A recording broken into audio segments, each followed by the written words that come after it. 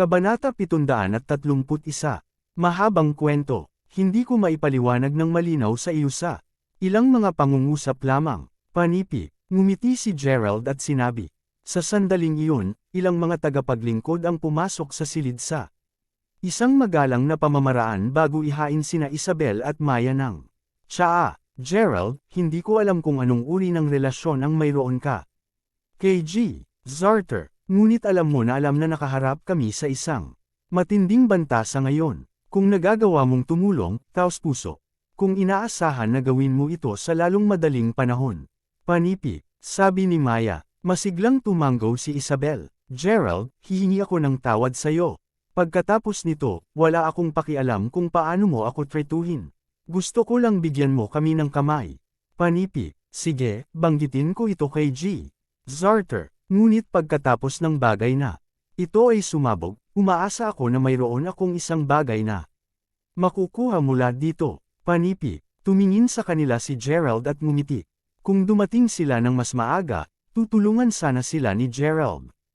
Walang mga tanong, kahit na malamig at malayo ang pagtrato sa kanya ni Maya, ngunit iba ang sitwasyon ngayon.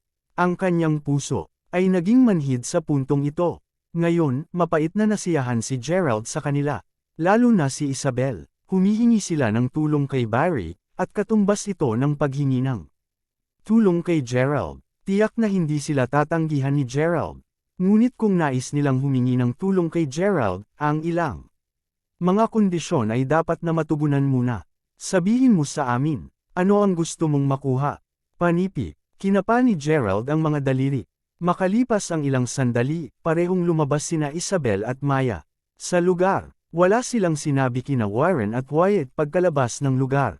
Sinulyapan lamang nila ang mga lalaki bago maglakad ng walang salita. Natigilan ito pareho nina Warren at Wyatt. Ngunit naabutan pa rin nila sila at umalis na. Matapos iyon ay tapos na, pinuntahan ni Barry si Gerald. Ang insidente kung saan nakita ni Isabel na siya ay naiipit ay hindi gaanong mahalaga, ayon kay Gerald kahit papaano. Sa kanila, naman, ito ay isang bagay na nagbanta sa kanilang buhay. Ang pamilyang Moore ay suportado ng pamilyang Schuyler. Ngunit, kailangan pa nilang bigyan si Barry ng ilang mukha. Orihinal na naroon si Gerald sa villa para sa isang bagay na mas mahalaga kaysa sa kinakaharap ni Isabel. Ginoo Crawford, ito ay isang pangunahing pagtuklas. Nagawa naming subaybayan kung nasaan ang kasambahay ni Zara na malapit sa kanya dati. Kami ay gumawa ng maraming pagsisiyasat at nagbayad ng isang mabigat na presyo para dito. Nalaman namin na iniwan ni Zara ang pamilya Fenderson higit sa 20 taon na ang nakalilipas. Maliwanag, mayroong isang malaking tunggalian sa pagitan niya at ng kanyang pamilya. Sa kasagsagan ng alitan, iniwan niya ang pamilya sa kanyang kasambahay. Dinala pa nila ang isang sanggol na lumipas pa lamang ng isang buwan. Panipi, sabi ni Barry. Napatayo si Gerald nang marinig iyon. Iyon ay talagang isang napakahalagang pahiwatig. Isang sanggol na nag-iisang buwan. Maaari ba itong si Kate? Kudlit. Sinenyasan ni Gerald si Barry na ay talye pa ang usapin. Lumalabas na ang katotohanan ay hindi ganoon kalayo sa naisip niya. Nang si Gerald ay nasa Mayberry, tinanong niya si Zack na siyasatin ang insidente. Ipinaalam naman ni Zack kay Barry ang tungkol sa bagay na ito, upang may siguro pa ang kanyang pagsisiyasat dito. Nag-ukol ng pansin si Barry sa bagay na ito. Nagtapon siya ng $15 milyong na halaga ng mga assets sa misyon na subaybayan ang babaeng nagngangalang Zora. Sa wakas, hinukay nila ang ilang insidente na nauugnay sa pamilyang Fenderson. Tungkol sa kasalukuyang kinaroroonan ng kasambahay ni Zora, ito ay isang matandang lalaki na kinuha ito sa kanyang sarili at nakipag-ugnay sa kanila noong nakaraang araw. Ang matandang iyon ay nagpatakbo ng isang hotel minsan sa nakaraan. Naalala niya ng malinaw ang eksena. Ito ay sa isang gabi 22 taon na ang nakalilipas. Umuulan ng mga pusa at aso sa labas. 2 babae at isang sanggol ang nadapa sa lobby ng kanyang hotel. Mukha silang balisa. Ang babaeng may hawak ng sanggol ay nababad ngunit ang mga damit ng sanggol ay tuyo. Ngunit ang babae ay medyo maganda. Sa kabila ng katotohanang maraming taon na ang lumipas, na-click niya ang kanyang dila nang maisip niya iyon. Inangkin niya na hindi pa niya nakilala ang gayong magandang batang babae sa kanyang buhay, at nakatayo sa tabi niya ay isang babae na 30 taon. Kabanata 732. Patuloy na tinutukoy siya ng babaeng iyon bilang binibini. Mukha silang nagmamadali, at nais nilang manatili doon. Ngunit, may isang bagay na ikinagulat ng matanda. Sinabi ng babaeng iyon, na wala silang pera sa oras na iyon at kakailanganin nilang maghintay hanggang sa susunod na hapon bago ang isang tao ay may padala sa kanila ang pera. Sa makatuwid, tinanong nila ang matandang lalaki na huwag mag-alala tungkol doon. Ngunit ang matanda ay matagal nang nagpapatakbo ng hotel. Siya ay isang bihasang veterano sa laro ng buhay. Paano siya magiging handa na makompromiso? Napagtanto na nabigo silang kumbansihin siya, ang magandang babae, na may hawak ng sanggol, ay naglabas ng isang pendant na jade at iniabot sa matanda. Sa kabutihang palad, ang matandang lalaki ay isang anti-gang mahilig. Sa sandaling makita niya ang pendant na jade, alam niya agad na ito ay isang mamahaling item. Nakita niya ang isang pangalan, Zara, na malinaw na nakaukit sa pendant na iyon sa jade. Dahan-dahan niyang napagtanto na maaaring may mga espesyal na pinagmulan. Sa makatuwid, hindi siya naglakas loob na sakta ng mga ito. Pumayag siyang payagan silang manatili doon. Sinabi ni Barry na ang matanda ay inilarawan ang insidente sa isang malinaw na pamamaraan kahapon. Sa gabing iyon, nakipag-ugnay pa siya sa ilan sa kanyang mga kaibigan pagkatapos niyang hawakan ang pendant ng jade. Hindi niya balak ibalik ito sa duo. Ngunit pinaalalahanan siya ng kanyang mga kaibigan na mas makakabuti kung hindi siya gumawa ng ganoong bagay laban sa may-ari ng napakahalaga at magandang pendant sa jade. Pagkatapos lamang marinig iyon ay nagpa siya ang matanda na kalimutan na iyon. Pagkatapos nito, naghintay siya hanggang 2:00 ng hapon. Kinabukasan, tulad ng inaasahan, dumating ang isang binata. Nagdala siya ng maraming pera para kay Zara. Kasabay din nito na nakuha ni Zara ang kanyang pendant. Pagkatapos, magkasabay na umalis ang dalawang babae sa kanyang hotel. Hindi napunta sa matandang lalaki na pagkatapos ng 7 araw, ang babaeng iyon ay babalik sa kanyang hotel. Sa oras lamang na ito, hindi dumating ang kagandahang may hawak ng sanggol. Ang dumating ay ang babaeng nakatayo sa tabi ng kagandahan. Nagulat ang matandang iyon nang makita siya. 7 araw na ang nakakalipas, ang babaeng iyon ay mayroon pa ring rosas sa kanyang mukha. Ngunit ngayon, siya ay sobrang payat. At ang kanyang mukha ay mapatla. Para siyang multo. Sinabi niya na nandyan lang siya upang manatili para sa gabi. Nagtanong din siya tungkol sa isang lugar na tinawag na Howard County mula sa matandang iyon. Tiyak na alam ng matandang iyon kung nasaan iyon. Kung tutuusin, ang bahay ng kanyang manugang ay nandoon sa Howard County. Tumanggaw siya ng bahagya. Ang babaeng iyon ay nagbigay ng maraming pera sa matanda. Halika sa susunod na umaga, ipinadala siya ng matandang lalaki sa Howard County mismo. Habang papunta doon, tinanong siya nito tungkol sa ginagawa. Sinabi niya na pupunta siya roon upang maghanap ng kanlungan sa isang kamag-anak. Pinapunta siya ng matandang iyon sa bahay ng kanyang kamag-anak. At iyon ang dahilan kung bakit binayaran siya ng babaeng iyon. Humigit kumulang $5,000 upang magpasalamat sa kanya. $15,000 ay hindi maliit na halaga. Marahil naalala ng mabuti ng matandang iyon ang pangyayari dahil dito, naalala niya ang bawat solong detalye ng pangyayaring iyon. Tungkol sa pendant ng jade na ipinakita sa kanya ni Barry. Nakumpirma niya na ito ay ang jade pendant na binigay sa kanya ng kagandahang iyon 2 dekada na ang nakakaraan. Paano niya makakalimutan iyon? Ginoo Crawford, sinabi niya sa amin ang address ng kamag-anak ng kasambahay na iyon kung saan siya nagpunta upang maghanap ng kanlungan. Nagpadala ako ng ilang mga tao upang siyasatin ito kagabi. Ngunit ang pamilyang iyon ay lumayo, at ang kanilang bahay ay matagal nang nawasak. Ngunit huwag mag-alala, maaari kong mag-arantya na makakahanap kami kung nasaan ang pamilyang iyon sa isang araw. Panipi, sabi ni Barry. Bahagyang tumanggaw si Gerald. Ginoo Zarter, iiwan ko ito sa iyo.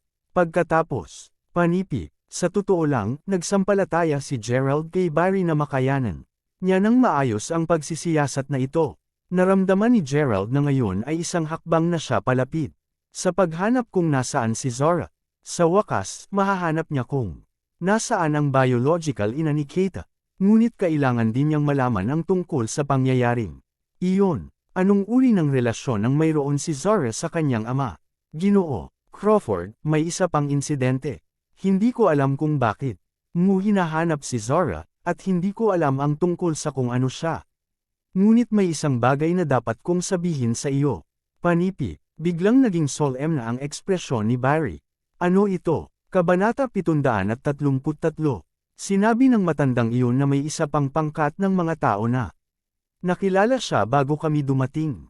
Sila rin, nagtanong tungkol sa insidente at nagtanong kung nasaan ang dalaga, sabi ni Barry. Natarante si Gerald. Sino ito? Naisip niya na ito ay isang simpleng gawaing ibinigay sa kanya ng kanyang ama upang maghanap ng isang tao.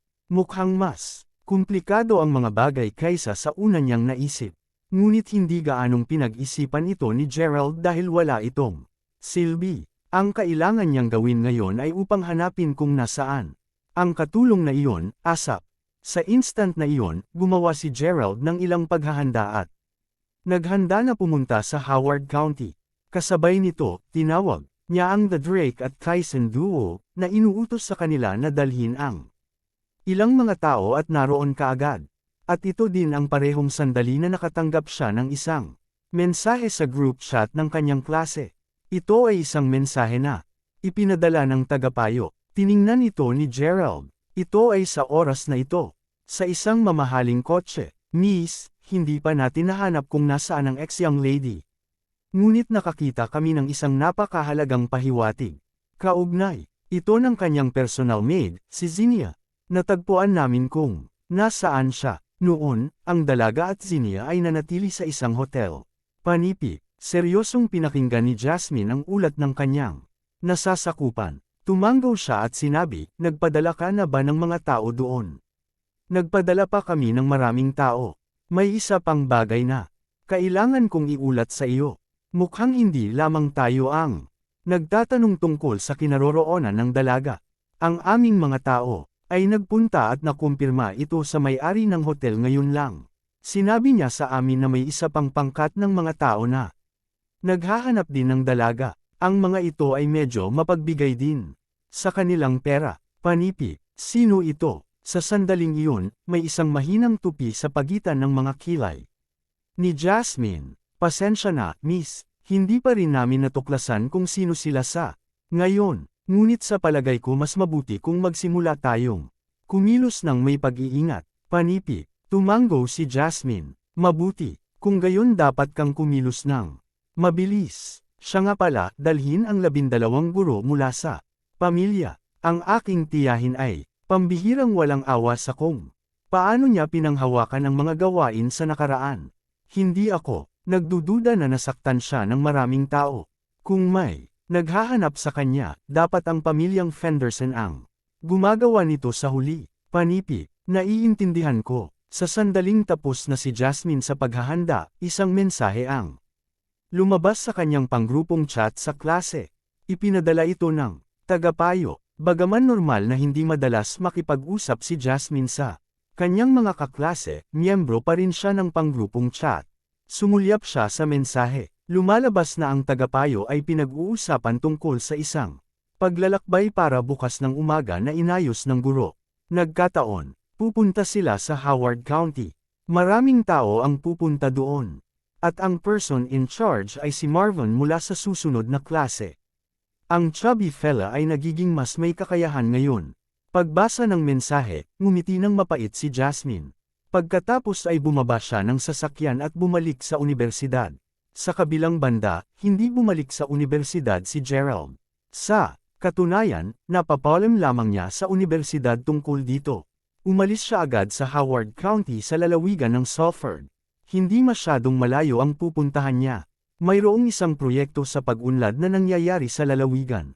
Na iyon, tulad ng para sa mga nasasakupan, nagpadala si Barry ng isang pangkat ng mga tauhan upang tumulong sa paghahanap doon. Sabik si Gerald kaya't sumugod muna siya doon na may iilan lang na Tao, parehong sina Keita at Barry ay magtutungo lamang sa Howard County matapos ang The Drake at Tyson duo ay nakarating sa Salford Province kasama ang kanilang mga nasasakupan. Si Gerald ay walang kalooban o lakas na lumahok sa pamamasyal na inayos ng unibersidad. Pagdating niya sa Howard County, nakakita siya ng isang hotel at naayos ang sarili. Pagkatapos ay tinanong niya ang kanyang mga sakop na pumunta at makipag-ugnay sa pangkat ng mga tao. Gerald, nasa underground parking si Gerald. Hinugot niya ang wallet niya at papasok na sana sa elevator para bumalik sa kanyang silid. Sa sandaling iyon, narinig niya ang isang babaeng tinig na tumatawag sa kanya bigla. Tumalikod si Gerald at tumingin. Kitang-kita siya ng nagulat. Si Vincy iyon. Nakatayo sa tabi ni Vincy, sina Leonard at dalawa pang babae. The asterisk man. Si Gerald talaga. Nagkataon lang. Panipi. Sinabi ng isa pang batang babae nang makita niya ang pagtalikod ni Gerald. Malinaw, nagulat siya nang makilala rin niya si Gerald. Noong una, hindi nakilala ni Gerald kung sino ang batang babae. Hanggang sa nagsalita ito. Gerald, duda ako na naaalala mo pa ako. Panipi, sinabi ng batang babae na iyon. Ang paraan ng pagsasalita niya ay parang may pagka-superior sa kanya. Siyempre kilala kita. Zyla Hoffman ka. Panipi, Kabanata 734. Nakangiting sabi ni Gerald. Noong nakaraan, si Zyla ay miyembro rin ng koponan ng kompetisyon ng high school. Naalala niya na siya ay nasa parehong klase ni Vincy, kaya't ang mga resulta nito sa akademiko ay talagang napakahusay. Ngunit paano ang kanyang pagkatao? Siya ang maaraw na uri ng batang babae, ang uri ng batang babae na nagbubuhos lamang ng mga pag-vibe ng kabataan saan man siya magpunta. Malabo niyang kahawig si Maya sa mga tuntunin ng hitsura. Ngunit magkakaiba sila. Maraming kaibigan si Zyla. Ang mga taong iyon ay alinman sa mga ruffian na kaayla hilakbot sa kanilang pag-aaral ngunit may mabuting ugnayan sa lipunan, o sila ay mayamang mga bata mula sa maimpluwensyang pamilya. Sa madaling salita, siya ay isang batang babae na nasiyahan sa maraming mga koneksyon, at nasiyahan siya ng masidi. Sa kabila nito, ang kanyang mga resulta sa akademiko ay partikular na natitirang. Siya rin ay isang medyo emosyonal na babae. Bukod dito, si Gerald ay mayroong lahat ng mga maikling yugto sa kanya sa nakaraan na hindi masabi, upang masabi lang. Ngayon, parang si Zyla ay nakapasok sa Salford University kasama si Vincy. Nabanggit ito ni Vincy kay Gerald nang magkita sila ilang araw na ang nakakalipas. Hey, sinulyapan ng mga mata ni Zyla si Gerald mula ulo hanggang paa. Hindi niya maiwasang sabihin sa panunuya. Sinabi sa akin ni Vincy na pumunta ka sa County Salford. Hindi ka pa ba umalis? Gayun din, ano ang ginagawa mo sa isang napakagandang hotel? Panipi, oo, aalis ako pagkalipas ng ilang araw. Panipi, masiglang tunog ni Zyla nang makausap niya si Gerald. Maaaring, naalala niya pa rin ang hindi pagkakaunawaan na nangyari sa mga nakaraang taon. Siguro hindi. Gayunpaman, hindi masyadong masigasig si Gerald na makipag-usap kay Zyla. Humarap siya kay Vincy at tinanong siya, Vincy, anong ginagawa mo dito? Plano namin upang ayusin ang isang malaking pagtitipon dito. Ang mga kasintahan ni Zyla ay mayroong mga tiket sa pagpasok. Kaya't, naparito kami upang magsaya kasama. Panipi, ginamo ni Vincy si Gerald sa isang nakakagulat na magandang pamamaraan. Ngumiti siya at sinabi, oh, may boyfriend na si Zyla ngayon. Panipi, inulit ni Gerald ang sinabi. Umikot ang mga mata ni Zyla kay Gerald. Alam mo ba kung sino ang kasintahan ni Zyla? Anak siya ng pangulo ng isang nakalistang kumpanya. Panipi, sinabi ni Leonard na nagbitiw sa tungkulin. Oh, upang maitugma ang tono ni Leonard, tumango si Gerald ng bahagya, tila medyo nagulat. Siya ba ang taong galing sa high school? Si Gerald, ang nabanggit mo dati. Sa sandaling iyon, isang batang babae, na nakatayo sa tabi nila, ang nagtanong. Siya ay alinman sa kaklase ni Vincy o Zyla. Medyo maganda rin ang hitsura niya. Nilinaw na kinausap siya ni Zyla tungkol kay Gerald noong magkasama sila noong high school. Ito ay dahil napansin ni Gerald na ang batang babae ay nakatingin sa kanya sa isang hindi pangkalakal at tamad na pamamaraan. Marahil ay may isang bagay sa kanyang mukha. Matapos ang batang babae ay tumingin sa kanya habang siya ay nagpout. Mukha siyang bumababa sa kanya. Hindi kailanman sasabihin ni Vinci ang tungkol sa mga bagay na ito, ngunit ang pareho ay hindi masabi kay Zyla. Oo ako, nasa koponan kami ng kompetisyon noong high school. Kami, panipi, ngumiti pa rin si Gerald at sinabi, nga pala, Gerald, hindi ko nagawang itanong sa iyo. May girlfriend ka na ba? Kung hindi, maaari kitang ipakilala sa isa. Panipi, sagot ni Vinci, parang may girlfriend si Gerald. Ngunit sa totoo lang, hindi. Nagpakita kay Vinci na siya ay nasa isang romantikong relasyon. Si Vinci ay walang anumang magagandang motibo ng sinabi niya. Iyon, ipinagpalagay niya na maaaring nagsisinungaling si Gerald sa iba tungkol sa pagkakaroon ng kasintahan upang maprotektahan ang kanyang dignidad bilang isang lalaki. Bahagyang ito kung bakit nais niyang gawin siyang kasintahan. Halika na. Siyempre, wala naman siya. Gerald, bakit hindi mo isipin? Si Yasmina, bagaman mahirap si Gerald, siya ay isang matapat na tao. Hindi ba sinabi ng iyong ina na ipakikilala ka niya sa isang matapat na lalaki? Sundin niya ang iyong mga order tulad ng isang aso pagkatapos mong ikasal. Huwag maghanap ng sinumang katulad ng dati mong asawa. Panipi, pang-aasar ni Zyla at sinabi, Nako, Zyla, kung nagkaganito ka, magagalit ako. Napakasama mo. Sinimulan ni Yasmin Whale na asarin si Zyla ng mapaglaruan. Si Yasmina na nakipaghiwalay ay nakatingin kay Gerald. Napapangiti lang si Gerald ng mapait at umiling ng mapagtonto. Ang nangyayari, sa sandaling iyon, Zyla, anong ginagawa mo? Bakit hindi ka lumapit? Panipi, narinig nila ang isang nakabubusog at malinaw na tinig. Hindi, nagtagal bago nila nakita ang isang gwapong lalaki na nakaayos ang suit na naglalakad papunta sa kanila. AY735AY. Leon, nako, nabunggo ko lang ang isang kaklase ko. Panipi, kinawayan ni Zyla ang mga kamay kay Leon ng may pagmamahal.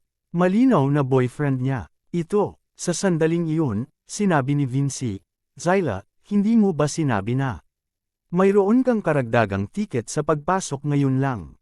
Hoy, baka maibigay natin ito kay Gerald. Sa loob ng maraming taon na kaming hindi nagkikita, hulaan ko maaari kaming ganap na makaupo at pag-usapan ang tungkol sa ating mga gininto ang araw. Panipi, ito, umiwas ng tingin si Zyla. Mabuti, pagkatapos ay hahayaan natin ang tag ni Gerald. Maaari nating isama siya upang makatikim siya ng mabuting buhay. Panipi, Gerald, bibigyan ka namin ng tiket. Sumama ka sa amin. Sabi ni Zyla. Oo, fair na. Wala kang nangyayari, hindi ba? Panipi, hinawakan ni Vinci ang braso ni Gerald at sinabing, mabuti. Bahagyang tumanggo si Gerald at pumayag na umalis.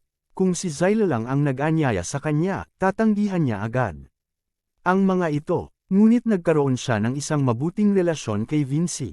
Bukod, naghihintay si Gerald ng mga update mula sa kanyang mga sakop. Maaari rin siyang magkaroon ng kasiyahan sa proseso ng paghihintay. Sabay silang sumakay sa elevator at dumiretso sa ikalawang palapag ng hotel. May isang malaking bulwagan. Ito ay nakatuon sa pagdaraos ng mga pagtitipon o pagdiriwang. Ang lugar ay itinuturing na isang napakataas na hotel sa Howard County. Ipinakita ng lahat ang kanilang tiket sa pagpasok bago sila pumasok sa hall. Maraming tao. Tila ito ang uri ng pagdiriwang na ginanap bago ang pagsisimula ng isang uri ng malaking proyekto. Hindi bababa sa ito ang naintindihan ni Gerald mula sa maikling paliwanag ni Zyla. Sa madaling salita, nang walang pera o tamang ugnayan, ang isang ordinaryong Joe ay hindi makakapasok sa mga nasabing partido. Kasintahan ni Zyla, si Leon, kasya sa naturang kapaligiran tulad ng isang kamay sa isang guwantes. Marami siyang alam na mga dadalo. Matapos niyang batiin ang kanyang mga kaibigan, umupo siya sa isang mesa. Anong ginagawa mo? Tanong ni Zyla. Naupo si Gerald sa tabi ni Vinci at Leonard. Ano ang ibig mong sabihin sa ginagawa ko? Umiling si Gerald at ngumiti ng mapait. Ikaw, pumunta at umupo doon. Sa tingin mo may karapatan kang umupo dito. Panipi, sinimula ni Zyla na kumilos ng kakatwa mula nang pumasok siya sa bulwagan, nagkaroon ng isang halatang pagbabago sa ugali niya kay Gerald. Ito ay sa kabila ng katotohanang siya ang nagbigay ng tiket sa pagpasok sa kanya. Humarap si Gerald papunta sa direksyong tinuro ni Zyla. Ang mesa na iyon ay nasa isang sulok, at ang mga taong nakaupo doon ay marahil ang mga driver o sekretaryo ng mga dumalo. Malinaw, naramdaman ni Zyla na walang karapatang umupo si Gerald sa kanya sa parehong mesa. Gayunpaman, ang tinig ni Zyla ay nakakuha ng pansin ng mga nakapaligid na dadalo. Pinapahiya siya sa harap ng lahat, at malinaw na nakakahiya ito sa kanya. Naging balisa si Vinci, at gusto niyang akitin si Zyla na itigil na ang ginagawa. Ngunit ayaw ilagay ni Gerald sa isang mahirap na posisyon si Vinci. Mapait siyang tumawa minsan bago siya lumapit sa mesang iyon. Zyla, anong problema mo? Ginamo mo ng normal si Gerald bago tayo pumasok dito. Bakit mo ginagawa ang lokohan sa kanya sa harap ng lahat? Tanong ni Vinci sa balisa ng tono. Tama iyan. Gusto ko siyang lokohin sa harap ng lahat. Nais kong maranasan niya ang ganoong klaseng bagay. Panipi, bigla, sinimulan ng malamig si Zyla kay Gerald. Bakit? Hindi ka nasaktan ni Gerald di ba? Huwag sabihin sa akin na dahil sa walang kabuluhang kaparehong iyon mula pa noon. Panipi, AY736AY. Si Vinci ay na-stuck sa pagitan ng isang bato at isang mahirap na lugar. Kung sabagay, siya ang nagyaya kay Gerald. Ngunit ngayon, ang kanyang dalawang matalik na kaibigan ay nasa alitan sa bawat isa, kaya natural lamang na nagsimula siyang mag-alala tungkol dito. Isang maliit na kapakanan. Sa totoo lang, sa palagay mo ba na ang nangyari sa panahon ng ating high school ay isang maliit na gawain lamang? Panipi, parang si Zyla ay nagtataglay pa rin ng sama ng loob kay Gerald sa nangyari sa nagdaang panahon. Naaalala mo ang kompetisyon na sinalihan namin sa taong iyon, at nanalo kami. Pagkabalik namin, pinagamot ng paaralan ang 20 kaming kumain sa lungsod. Pagkatapos ng pagkain, iilan na lang kaming natitira. Sa makatuwid, naglaro kami ng katotohanan o maglakas loob. Natalo ako, kaya kailangan kong pumili ng isang tao roon upang ipagtapat ang aking pagmamahal. Nakalimutan mo na ba yun?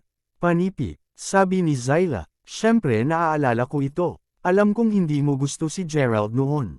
Ngunit upang makapaglaro ng ligtas, ipinagtapat mo ang pagmamahal mo sa kanya. Naaalala mo pa rin kung paano siya bumalik mula sa pagtulong sa guro nang ginawa mo yun.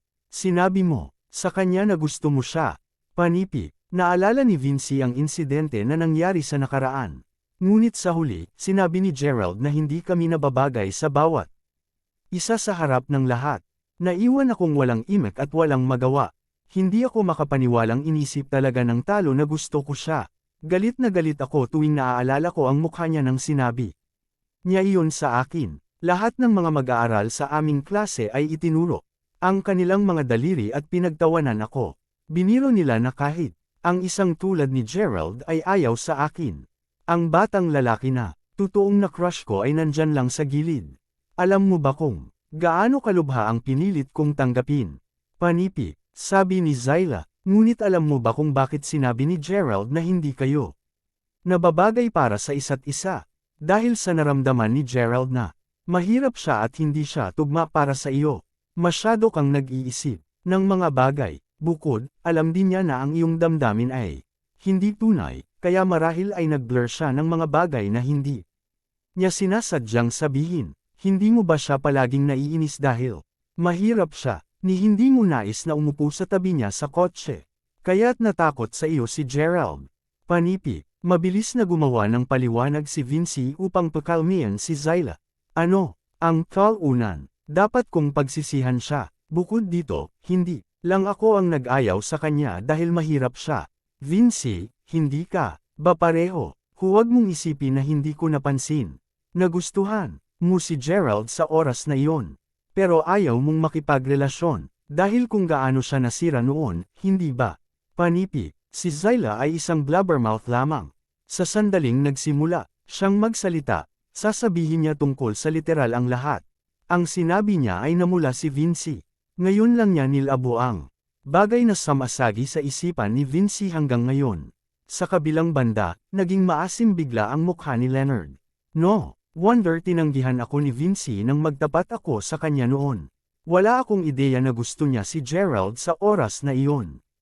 Kudlit. Pagkatapos, naalala niya kung gaano kaganda ang pagtrato ni Vinci kay Gerald. Kaya't iyon ang dahilan kung bakit siya kumilos sa isang magiliw na pamamaraan sa kanya. Ang mga mata ni Leonard ay napuno ng kaunting selos. Ito ay ganap na ibang-iba ngayon. Dati, hindi nakagambala si Leonard nang mabait si Vinci kay Gerald. Dahil hindi man niya nakita si Gerald bilang karibal sa pag-ibig. Walang paraan sa loob ng 1,000,000 taon ay mahuhulog si Vinci kay Gerald, tama ba? Ngunit ngayon, napagtanto ng puso ang puso ni Leonard. Ito ay ang mga bagay ay naging ganito sa lahat ng ito. Tumingin si Leonard kay Vinci. Namula ang mukha niya, nakumpirma lamang ang kanyang takot. Ang sinabi ni Zyla ay tumama sa masakit na lugar ni Vinci. Tama si Zyla, ginusto ni Vinci si Gerald noong high school. Ngunit mahirap si Gerald. Sinubukan ito ni Vinci. Ngunit ang mga pag-aalinlangan ay nagsimulang lumitaw nang maisip niya pa ito. Paano ako titingnan ng aking mga kamag-aral? Ano ang sasabihin nila tungkol sa akin? Kudlit. Sa huli, hindi niya naabot ang yugto na iyon, at binigyan niya ang pagkakataong palalimin ang relasyon nila ni Gerald. Ngunit hindi nito pinigilan si Vinci na hinahangad na maging mas mahusay si Gerald. Ang pag-aalinlangan, kahit na nasa isipan lamang ng isang partido, sa isang romantikong relasyon, ay sapat na upang lumubog ang barko maaga o huli. Sa sandaling iyon, naging kakaiba ang kapaligiran. Hindi narinig ni Gerald ang pag-uusap ni Zyla at Vinci. Ngunit sinabi ng driver sa tabi niya, hindi ba anak iyon ni Chairman Lighton, si Leon? Sinabi ng aking chairman na dumating si Leon ngayon na kumakatawan sa kanyang ama. Humiling siya sa amin na pumunta at maging mabait sa kanya, nais naming ipahayag ang aming pasasalamat sa kanya. Kung tutuusin, si Chairman Lighton ang dahilan kung bakit marami kaming mga proyekto na naghihintay sa amin. Ang mga taong katulad nila ay magpakailanman na mamuno sa atin ng regular na mga tao, don't siya think. Panipi, tama iyan. Nilinaw pa ni Chairman Wakat na dapat na pumunta tayo at bigyan siya ng toast upang maipakita ang aming katapatan at pasasalamat. Panipi, ang ilan sa mga driver at sekretaryo ay tinalakay. Ang pamilya ni Leon ay mayroong sariling kumpanya. Normal lamang sa kanila na magkaroon ng ilang mga uri ng kooperasyon at pakikipagsosyo sa ibang mga kumpanya, hindi bihira para sa mga kumpanyang ito na maging umaasa sa kanila para sa suporta sa pananalapi o kapital. Sa madaling salita, hindi isang masamang ideya na sipsipin siya. Mabuti, dahil sinabi nila na tahasang sabihin, sabay tayo doon bago magsimula ang kaganapan. Panipi, sinabi ng isang babaeng kalihim. Pagkatapos, ang pangkat ng mga tao na iyon ay direktang tumayo. Bakit hindi tayo kasama ni Kuya? Sa sandaling iyon, ang driver na nakaupo sa tabi ni Gerald ay tinapik. Nang mahina ang balikat ni Gerald. Malinaw, ginagamot si Gerald bilang isang driver ng mga taong ito. Tuldok. AY737AY. Tulad ng impyerno, pupunta ako. Umiling si Gerald. Ayos lang kung hindi ka pumunta. Bakit ka naglalagay ng isang palabas? Panipi, sinabi ng isang babaeng kalihim na hindi nasiyahan. Pagkatapos nito, nagpunta sila sa desk kung saan nakaupo si Leon. Upang bigyan siya ng toast. Nang makita na ang lahat ay dumating upang magbigay ng isang toast sa kanyang kasintahan, malamig na sinilip ni Zyla si Gerald, na nakaupo na mag-isa doon. Labis niyang ginusto na tangkilikin ang hitsura ng kahihiyan at pagkabalisa sa mukha ni Gerald. Gano ka manggahas na tanggihan ako sa taong iyon. Tingnan ang pagkakaiba sa pagitan mo at ako. Hindi, tingnan ang pagkakaiba sa pagitan mo at ng aking kasintahan. Sa palagay mo ba naiimbitahan kita sa labas ng mabuting kalooban? Ikaw ay mali. Gustong-gusto ni Zyla na mapahiya si Gerald. Naisip niya na ang kahihiyang na dinanas niya ay magiging mas malaki kung ang kapaligiran na kanilang kinaroroonan ay mas malaki. Kadalasan ay wala siyang pagkakataon na maranasan ang ganoong uri ng kasiyahan mula sa paghihiganti. Sa kabilang banda, nakita ni Vincy si Gerald na nakaupo doon mag-isa. Naging malinaw sa kanya na niyaya siya ni Zyla dito para lang mapahiya siya. Nais niyang pumunta at manatili sa kumpanya ni Gerald. Saan ka pupunta? Sa wakas, masiglang hinawakan ni Leonard ang braso ni Vincy. Hindi inaasahan ni Vincy na makita si Leonard na kumilos tulad nito. Napagtanto niya na ang sinabi ni Zyla ngayon lang ay maaaring naimpluwensyahan si Leonard, kaya't pinigilan ni Vincy na sabihin ang iba pa. Sa sandaling iyon, maraming mga tao mula sa mga kalapit na mesa na dumating upang mag-toast sina Leon at Zyla. Habang dumadalaw sa mga taong ito, ninakaw ni Zyla si Gerald. Ang mas pagtingin niya sa kanya, mas naging masaya siya. Ngunit sa instant na iyon, Ginoo Crawford, panipi, biglang may sumigaw. Ang taong sumigaw ay isang nasa edad na lalaki. Napapaligiran siya ng maraming tao, at para siyang isang napaka-maimpluwensyang tao. Natahimik ang buong bulwagan pagkatapos nito. Lahat sila lumingon sa kanya. Ito talaga si Mr. Crawford. Sa sandaling iyon, isa pang nasa katanghaliang lalaki ang sumigaw. Di nagtagal, mayroong higit sa 10 bihasang bihis na mga lalaki na patungo sa dulo ng bulwagan na nagmamadali. At sila ay nagmamadali patungo sa walang iba kundi si Gerald. Hoy! Hindi ba yan si Chairman Gordon? Panipi, tama iyan. Si Chairman Gordon at ang iba pa. Bakit sila patungo sa mesang iyon? Panipi, teka, tingnan mo yan. Hindi lamang ito si Chairman Gordon. Si Chairman Lighton, Chairman Wakat, at Chairman Quarterman ay napunta din doon. Parang ang saya din nila. Panipi, maraming tao na naruroon sa bulwagan ang nakakaalam kung sino si Chairman Gordon. Ang mga tagapangulo na ito ay maaaring isaalang-alang ang kilalang mga panauhin ng buong partido. Ano ang ibig sabihin nito? Ito ay tulad ng kung ano ang nangyari ngayon lamang. Sa oras na magsalita sila, lahat ng iba ay tumigil sa pagsasalita at nakikinig sa kanila. Sa sandaling iyon, nagkatinginan sila.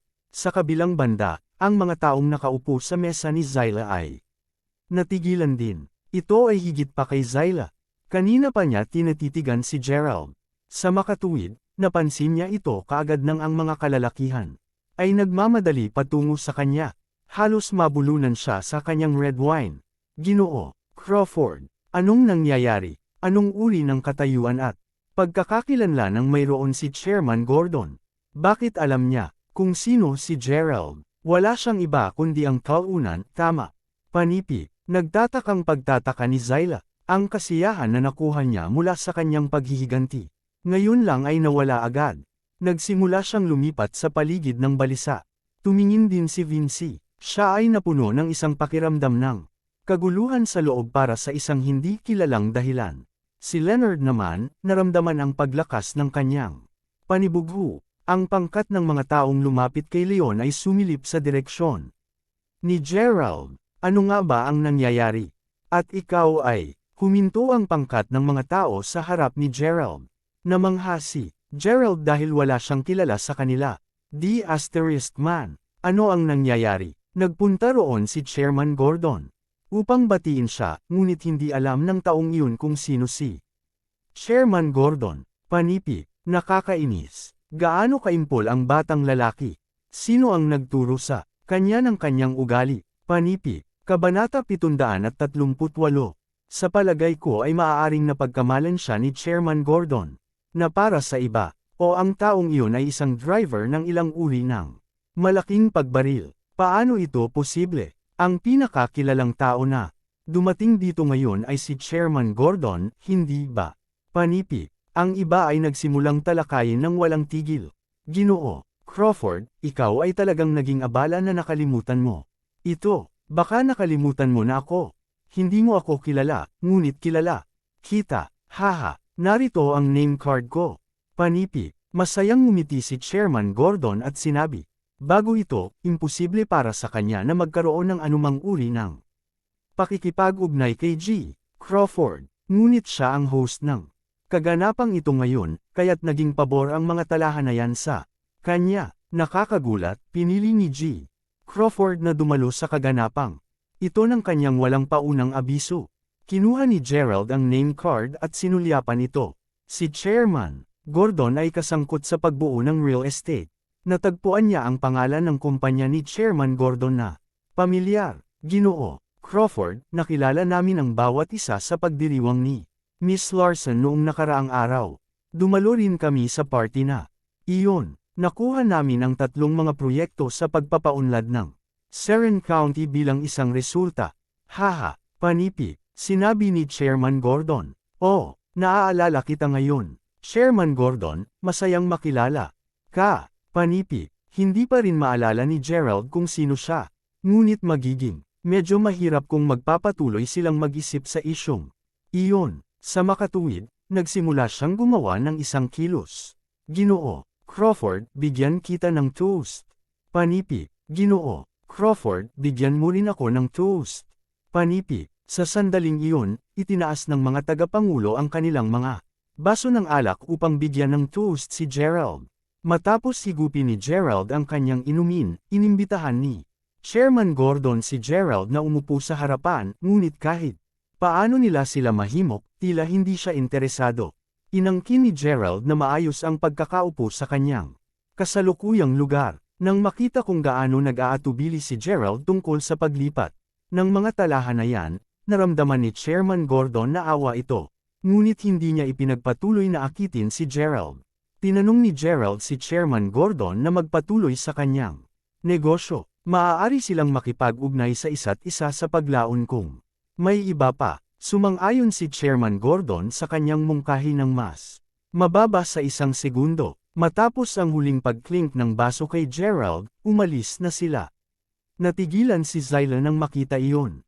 Paano ito posible? Bakit kilala ni Chairman Gordon si Gerald? At bakit siya ay galang na galang sa kanya? Panipi, nais ni Zyla na gamitin ang isang napakahusay na okasyon upang mapahiya si Gerald sa araw na iyon. Nais niyang gumanti kay Gerald sa pagpapahiya sa kanya sa nakaraan. Ngunit ngayon, si Zyla ang napahiya.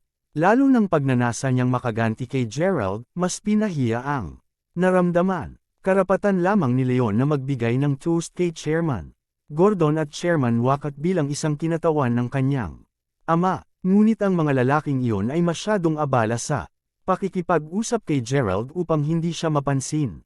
Ang isang tao lamang na nakaranas ng unang kamay na ito ang maaaring maunawaan kung gaano kasakit ito. Sa kabaligtaran, lumiwanag ang mga mata ni Vinci. Masaya siyang nagulat sa pakikipag-ugnayan ni Gerald sa mga chairman. Ang mga komplikadong emosyon ay namamaga sa loob ng puso ni Vinci. Sa sandaling iyon, wala sa mood si Zyla na uminom. Bumaba siya sa kinauupuan niya na may malungkot na ekspresyon.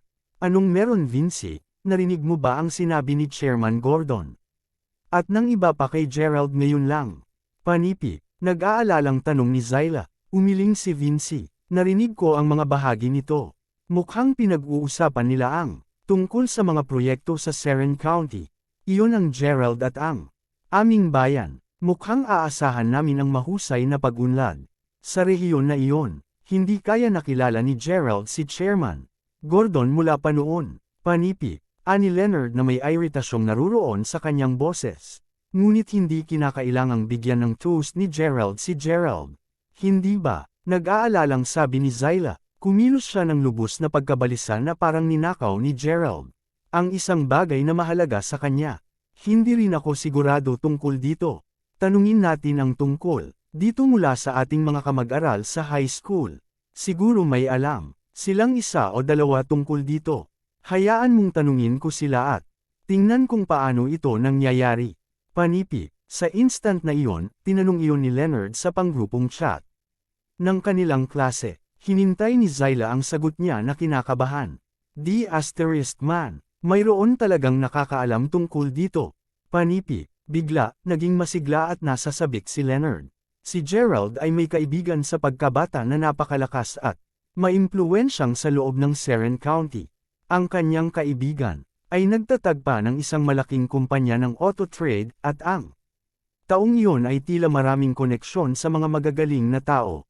Panipi, Ibig mong sabihin na kilala ni Gerald si Chairman Gordon dahil lamang sa kaibigan nitong pagkabata. Panipi, tanong ni Zyla, dapat ganon, dahil ang isang kamag-aral namin ay nakarinig ng mga alingaw-ngaw tungkol sa kung gaano katindi ang kapangyarihan ng kanyang kaibigan sa pagkabata. Sabi ni Leonard, F***sick. Ngayon nakakatakot iyon. D** man ito. Bakit? Napakaswerte ni Gerald. Panipi, medyo galit pa rin si Zyla. Ang host ng party ay sa wakas ay nagpakita sa entablado. Inaasahang papunta sa screen ang imahe ng isang malaking villa na may pambihirang kamanghamanghang arkitektura. Hindi alam ng lahat kung bakit ipinakita ang malaking villa, ngunit malinaw na natigilan sila sa kamanghamanghang hitsura nito. Tinakpan ni Zyla ang kanyang bibig. Damn, tingnan mo kung gaano kagaling ang istrukturang iyon. Itinayo pa ito sa tuktok ng bundok. Panipi, Kabanata 739. Si Vinci, Leonard at ang iba pa ay malinaw na na-charmed ng mountaintop villa na ipinakita sa screen. Paanong may villa na ganyan sa Mayberry? Vinci, bakit wala pa? Akong narinig tungkol dito. Panipi, nagtatakang sabi ni Zyla. Tumanggo naman si Vinci bilang sagot. Ito ang kauna-unahang pagkakataon na nakikita mo rin ito. Ngunit parang narinig ko ang tungkol sa isang villa na tinawag na Mountaintop Villa sa Mayberry. Tila, nagkakahalaga ng halos $150 milyong. Panipi, $150 milyong. Kinagat ni Zyla ng bahagya ang labi. Gaano katindi ang yaman ng taong iyon? Ito ang Mountaintop Villa sa Mayberry. Mga kababaihan at ginoo, nakita mo na ito ngayon. Sa palagay ko oras na nang ihayag ko ang dahilan sa likod ng pagdaraos ng partido na ito ngayon.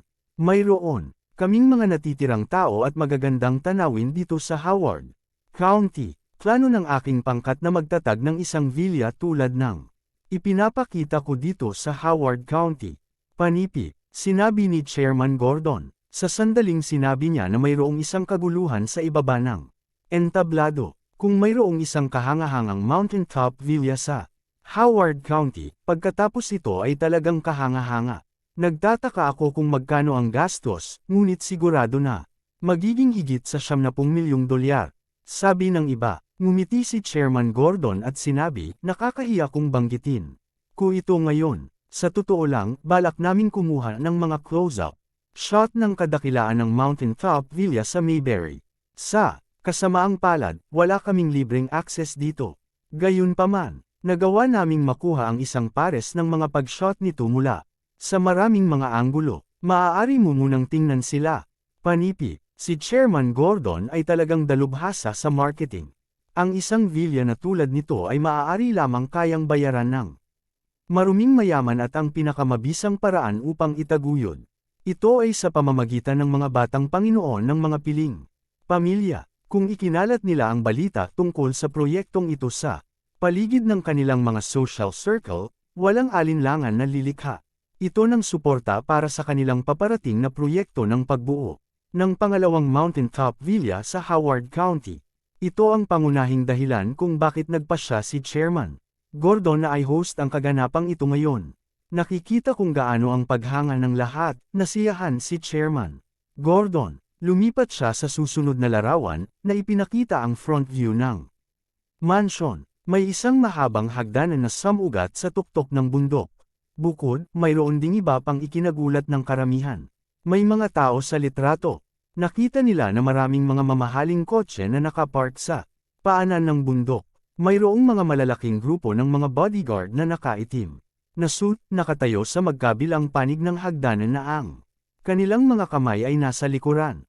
Ang ganitong uri ng tanawin ay matatagpuan lamang sa mga pelikula kung saan inilalarawan nila ang sobrang mayaman. Ang mga mata ni Zyla ay nakadikit sa nakasisilaw na hitsura ng mansyon. Pinagmasdan niya ng mabuti ang mga tao sa litrato. Sa sandaling iyon, ang mga bodyguard na nakasuot ng itim na suit ay nakatuon ang kanilang mga mata sa isang bata na dahan-daang naglalakad sa tuktok ng bundok. Sa kasamaang palad, nakikita lamang ng iba ang likuran ng tao dahil sa anggulo ng pagbaril. Malinaw na, kinuha mismo ni Chairman Gordon ang mga litratong iyon nang dumalo siya sa birthday party ni Miss Larson. Sino ang batang iyon? Hindi ba halata? Tingnan ang gara. Tiyak na siya ang may-ari ng Mountain Top Villa. Panipi. First. Yun ang tinatawag nating buhay. Iyon ang paraan na dapat. Mabuhay ang isang tao. Nakakainggit. Panipi. Ang iba ay nagsimulang umawit ng mga papuri ng walang tigil. Matapos itong panuurin ni Zyla ng kaunting sandali, natigilan siya. Gayunpaman, tila may takot si Zyla sa isang bagay, ngunit wala siyang sinabi. Bahagyang hinawakan ni Vinci ang braso ni Zyla. Zyla, bilisan mo at tingnan. Hindi ba siya kamukha ni Gerald kung lalo mo itong tiningnan? Napansin mo rin ba ito? Panipi. Paano ito siya? Sa pinakamaganda, mukhang malabo lang ang hitsura niya kay Gerald. Paano pa kaya na kayang bumili si Gerald ng napakahalagang villa? Panipi. Sabi ni Zyla. Walang alinlangan, si Zyla ay hindi handa sa pag-iisip para sa katotohanan. Paano kung ang taong iyon ay talagang Gerald? Baka, pumunta ako at magpakamatay. Haha, salamat sa Diyos na hindi posible. Kudlit. Hindi. Sigurado ako na si Gerald iyon.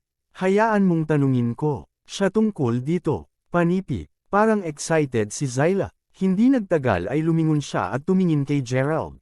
At lumingon din si Zyla papunta sa kinaroroonan ni Gerald. Ngunit ang parehong mga kababaihan ay sabay na nagulat. Nasaan si Gerald? Panipi. Nandito pa rin siya kanina. Saan siya pumunta? Pagtataka ni Zyla. Kabanata 740. Manalo ka. Alam ko, dapat nakakatwa si Gerald mula sa pag-upo.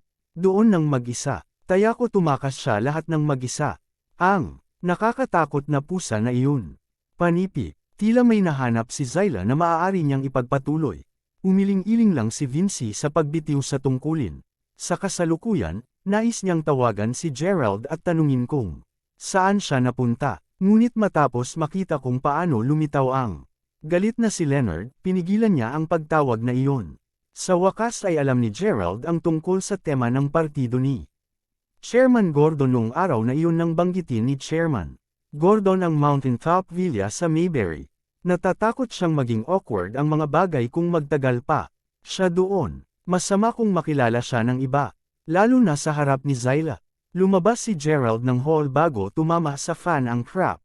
Pagkatapos ng lahat, nagpunta siya doon upang magsaya sa kahilingan ni Vinci. Ngunit marami pa rin siyang mga bagay na kailangan niyang harapin, na bahagyang kung bakit hindi siya maaaring manatili doon ng napakahabang panahon. Babalik na sana siya sa kanyang silid nang makatanggap siya ng tawag mula sa isa sa kanyang mga sakop. Ginoo Crawford, kasalanan namin ito. Noong una, nahanap namin kung nasaan ang katulong na iyon, kaya't mabilis kaming tumakbo doon. Ngunit sa wakas, ang matandang dalaga na iyon ay kinuha ng ibang tao bago pa kami. Panipi, dahil nakuha nila ang mga pahiwatig, naging madali para sa kanila na matukoy kung nasaan ang katulong na iyon. Ngunit lampas sa inaasahan ni Gerald na may iba pa na matalo sila. Dito sa kabila ng pagiging maingat niyang umarte, nagpadala pa siya ng mabilis sa kanyang mga nasasakupan matapos nilang matanggap ang balita. Puno ng sama ng loob ang puso ni Gerald. Sino ang sumando sa kanya? Tanong ni Gerald. Inaalam pa namin sa ngayon. Ngunit sigurado kami na may isa pang pangkat ng mga tao na nakikipagkompetensya sa amin upang hanapin kung nasaan ang katulong na ito. Panipi, sige, nakikita ko. Magpadala ako ng mas maraming mga lalaki sa mabilis. Bilasan mo at siyasatin ito. Panipi, binaba na ni Gerald ang telepono.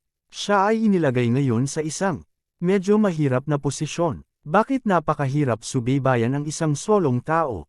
Panipi, Gerald. Nung aakyat na sana si Gerald, may isang boses na babae sa likuran niya na tumatawag sa kanya. Medyo nagulat siya, tumalikod si Gerald, at medyo nagulat din siya. Maraming mga bagong mukha sa lobby ng hotel. Sila ay isang pangkat ng mga tanod na naka-black suit, at lahat sila ay nagsuot ng salaming pang-araw kahit na nasa loob ng bahay. Tila, napakalakas nila, maaaring may higit sa 30 sa kanila. Kung hindi nakita ni Gerald ang dalawang batang babae na nakatayo sa gitna ng mga kalalakihan, maiisip niya na sila ang kanyang mga sakop. Ang dalawang batang babae ay walang iba kundi sina Jasmine at Mindy. Ikaw, ngumiti si Gerald at sinabi.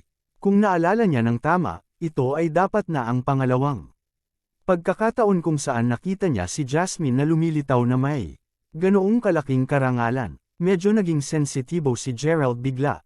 Parang hindi makatuwiran. Parehong mga nerd sina Jasmine at Mindy. Halos hindi nila laktawan ng isang aralin, kahit na pinilit nila. Kaya bakit nandito sila ngayon? Nagtaka siya sa sarili. Ngunit mabilis na napagtanto ni Gerald ang nangyayari. Parehong Jasmine at Mindy ay kabilang sa pamilyang Fenderson.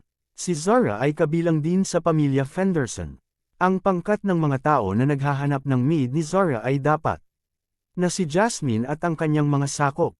Ano ang isang sorpresa upang mabangga ka dito? Bakit ka napunta sa Howard County? Panipi, nagtataka na tanong ni Mindy. Sumimangot ang mukha niya sa ilang sandali. Parehong nagkasulyapan sina Mindy at Jasmine.